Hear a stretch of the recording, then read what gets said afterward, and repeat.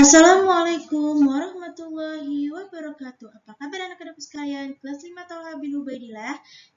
Semoga kalian selalu sehat dan tetap semangat belajar di rumah ya. Dan jangan lupa tugas-tugas yang Ibu berikan harus wajib dikerjakan karena ini akan menambah nilai kalian saat ulangan ya.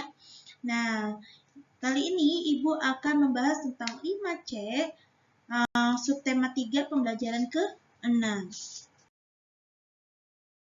Biasa, Ibu menjelaskan tentang tujuan pembelajarannya terlebih dahulu. Pertama, dengan membaca, siswa dapat menjelaskan manfaat keberagaman dalam kerja kelompok dan kerja seorang diri.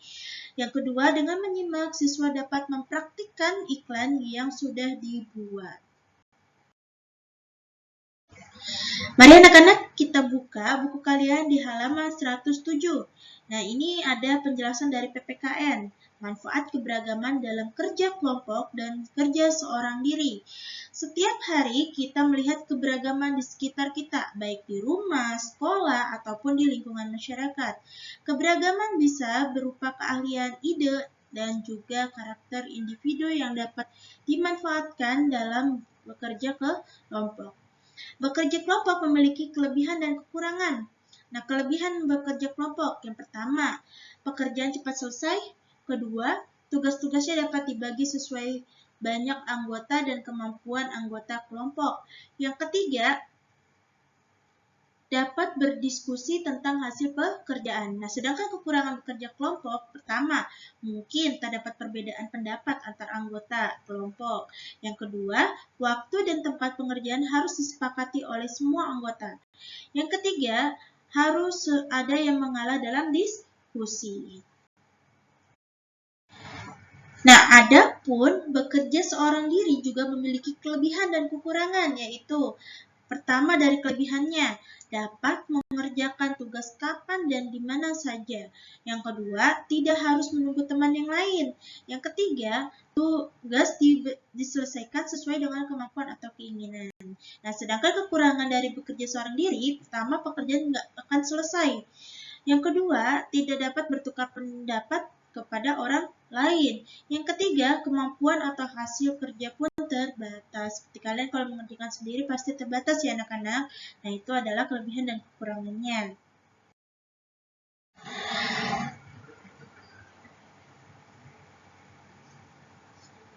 Nah, kemudian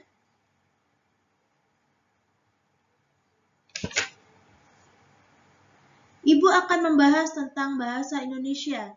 Bahasa Indonesia ini mempraktikkan iklan yang sudah dibuat. Kerjasama dapat dilakukan saat membuat atau menampilkan iklan. Saat mempraktikkan iklan, ada hal-hal yang harus kita perhatikan. Yang pertama, pastikan suaramu jelas dan lantang agar pendengar dapat memahami iklan yang kamu sampaikan. Yang kedua, pahami dan hafalkan teks atau percakapan masing-masing. Yang ketiga, sesuaikan ekspresi wajah dan bahasa tubuh. Yang keempat, usahakan posisi tubuh tidak membelakangi penonton.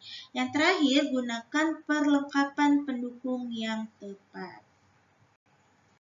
Nah, selanjutnya, Ibu akan bahas di halaman 109 tentang SPDP, menjelaskan motif karya seni rupa Nusantara.